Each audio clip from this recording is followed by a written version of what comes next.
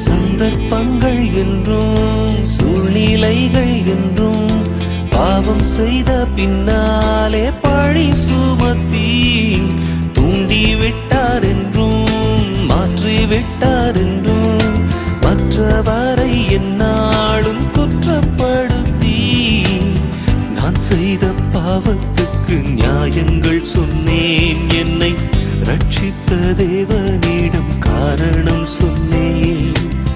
குற்றங்கள் ஒப்புக்கொள்ளும் மனமுமில்லை, என்னில் நல்லதோர் குணமுமில்லை.